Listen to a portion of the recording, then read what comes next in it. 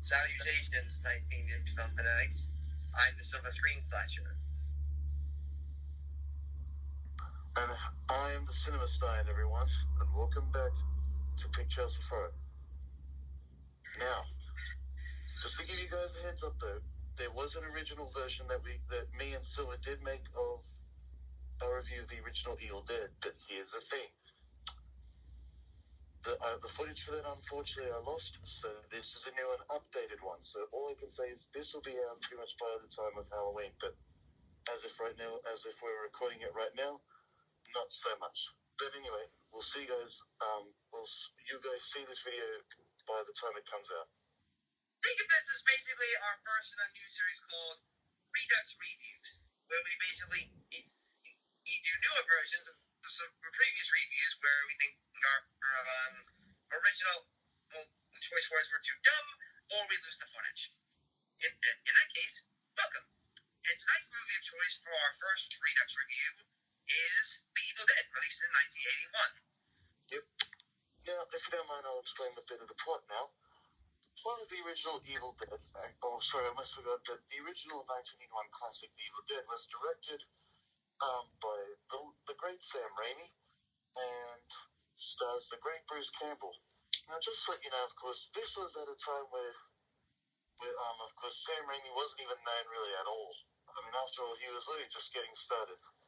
And this film as well would become so popular, and just this franchise in general end up so popular in general that this film even inspired many other young filmmakers to start making films like this. Just the way Sam Raimi handles the camera, does the makeup and the effects, and the story, and so on and so forth. It was all really well done, and just at times even very fun and enjoyable to watch. So that's why fans loved it, and still to this day we love it now.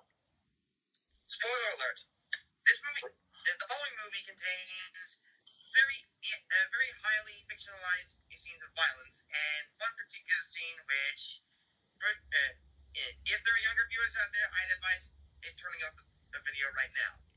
Yep. And also, if you don't want to hear thoughts about it, go watch the movie. Yep. One quick thing as well before you actually get into the main film itself. This is a little bit of a trivia note, I guess, or fact, but this is really, in a way, not really actually Sam Raimi's first ever full-length motion picture. Originally, there was actually an original version I like to consider, like a prototype, as I like to call it, of The Evil Dead, called Within the Woods. Unlike The Evil Dead, the quality, of course, which is still understandable of that film nowadays, I heard from Dr. Wolfula that it is on there, but it's in really blurry and crappy quality, and yeah, of course, nowadays it doesn't really look that good at all, so... But if you guys still do want to watch it, it is up on there, at least I heard. Essentially, it's the equivalent of a Saw 0.5 of the Evil Dead franchise. Yeah. With all that out of the way, let's finally delve into the woods and take a look at the Evil Dead. Yep. The plot of this film is about a group of friends traveling to a cabin within, the woods for the weekend, I guess. Well, we don't actually know. They never really state how long they're going to be there or whatever, or what they're going there for, but all we know is that they're going for a cabin. My guess is at least for a holiday or even for the weekend. The group consists of 5 people, and it should be pointed out here that we're not going to spend our time with each and every single character. The only one way maybe though of explaining who they are is that a guy named Scotty, Ash's best friend, Cheryl, his sister, Linda, his girlfriend, and Scotty's girlfriend. And of course, now Silver trying to explain to everyone our main star of the film, but not just of the film, but for the entire franchise. Of course. With the 4 other meatbags out of the way, this brings us to our leading role of this film, and for the rest of the series, one Ashley J. Williams, later known as Ash, played by the remarkable Bruce Campbell, who was only 21 at the time of the film's release. Yeah, that's and in the first one, a bit like Ripley feeling in the original Alien, they never really got to like give Ash's true and like unique personality in this one. In this one, he's just a more of a kind of average and kind, nice, I guess, guy. But on that, yeah, they didn't really fully develop him as a character just yet. So just wanted to let you guys know that as well, if you're wondering.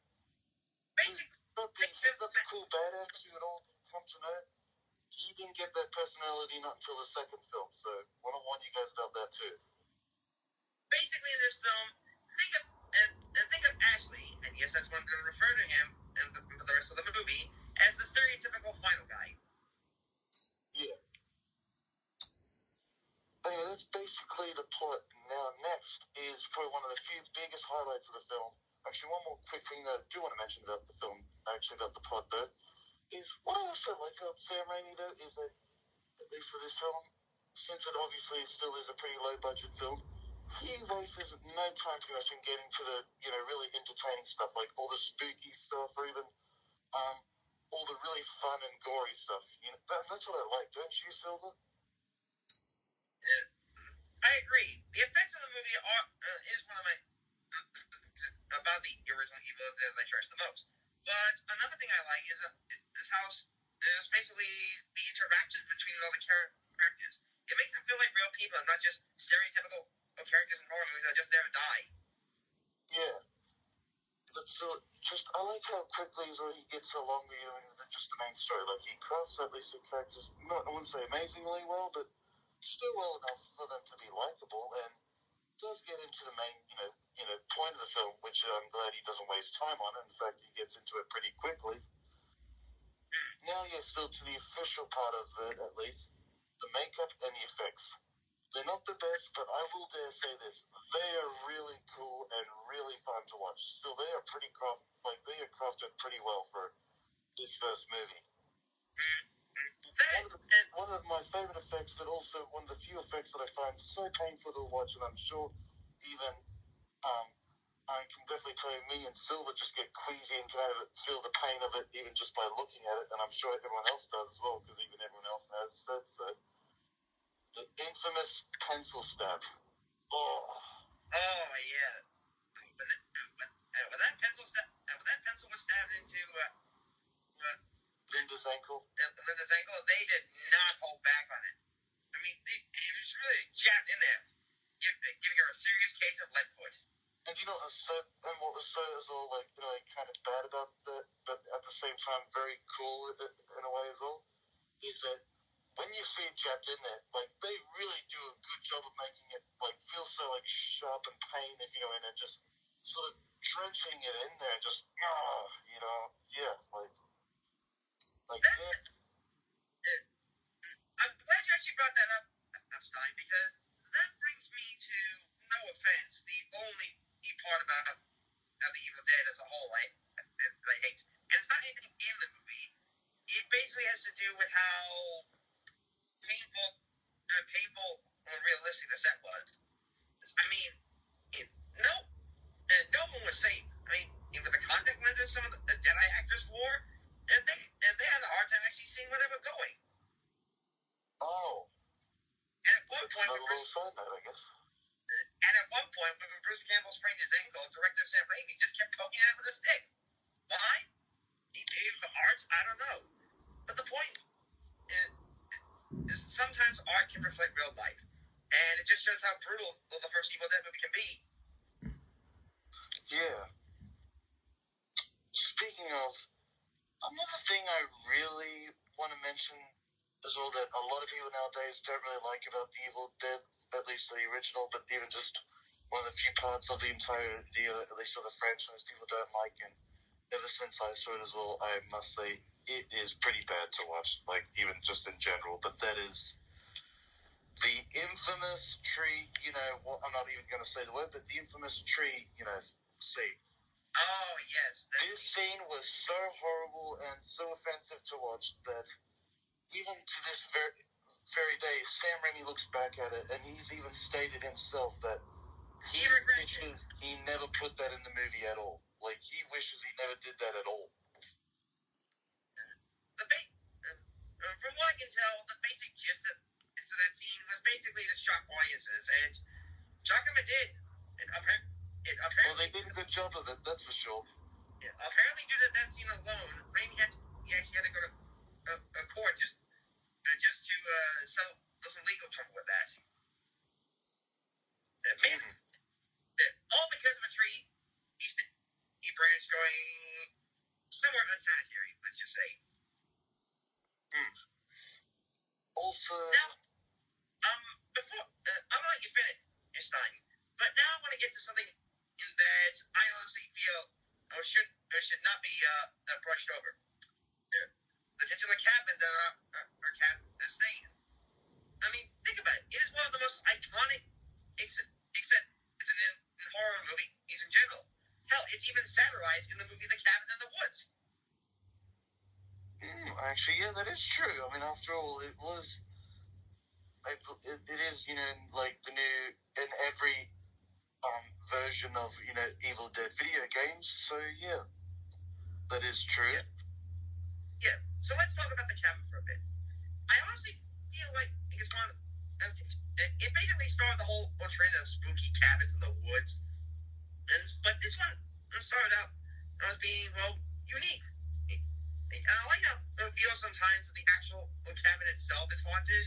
For example, when our main cast is having dinner at one point and the cellar door just opens, and I actually feel like some sort of evil spirit is just tricking them into going into that cellar. But it does bring up an interesting fun fact. There was no actual cellar there, so they actually had to rip apart some of the floorboards and dig a 6 feet hole in the ground just for that effect alone. Damn. Oh, another thing that I want to quickly mention, that the designs and the makeup and the effects, at least on most of the Deadites, look pretty dang good and impressive, to say the least, for Sam Raimi's first film. And to think this would be the same guy. Don't get me wrong, all of them in their own right have unique personalities and look unique in general, but the one I was honestly most impressed with out of all of them, because I think this one was the one that really stood out to me the most and looked the more realistic, but Cheryl as a Deadite. Man, she looks like so non-human after a while. Like, seriously. She looks like she's actually a demon after a while. I know what you mean. She is one of the two Deadites in the entire film that terrify me. The other one would probably have to be Linda. Yeah, her dolled up appearance and her creepy evil nursery rhyme. We're gonna get you. Yeah, there is one thing actually I'm about to say that I kind of agree with Mr. Dr. Wolfula about, that I don't really like at least too much about Linda's design. Hers just kind of looks like one of those maybe like someone who's put on too much makeup, if you know, anyway, looks like a member of Twisted Sister. I honestly thought she was halfway to being a living clown doll. Yeah, well, she looked like a Twisted Sister member to me. But anyway, that was after all still their first film, and they were just trying, all different designs, so that's fine. And now, this brings us. Also, actually, in some scenes of the film, with the amount of blood and everything, and how brutal they get into it and all that, it looks like one of those films that's also very fun, but kind of very dirty if you're looking to look at. But that's what makes it work. True, but there are much more gruesome and realistic films out there, like Cannibal Holocaust, for instance. That features scenes of violence that I don't feel comfortable talking about right now, and we'll discuss in a future video. And that's perfectly fine. We don't need to. Oh, also forgot to mention as well, the Deadites are summoned by an ancient book called Nichiran Damanto, at least in the film, but later, which to me, in my opinion as well, like Mr. Dr. Wolfula said, does sound like the name of a Harry Potter spell. So I find it honestly better that they changed it to the Necronomicon Ex Mortis, because that's easier to say, and to me it's more memorable. Anyway, or simpler way of even saying it, the Book of the Dead. Basically, it's a book of dark magic, encased in human flesh and inked in human blood, which the book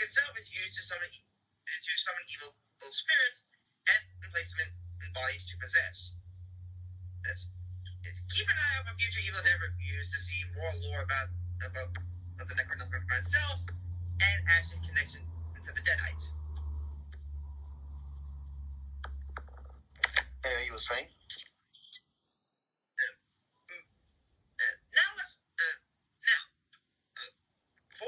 Before we get into the last 10 minutes of the movie, here's your spoiler warning. If you don't want the beginning of the movie spoiled, well, gotta hit by 10 minutes. Okay, you've been warned. And eventually, it all comes down to a final clash between the Deadites and Ashley. And I must say, Sam Raimi, he goes all out with the camera shots. They just look wild, zany, and amazing.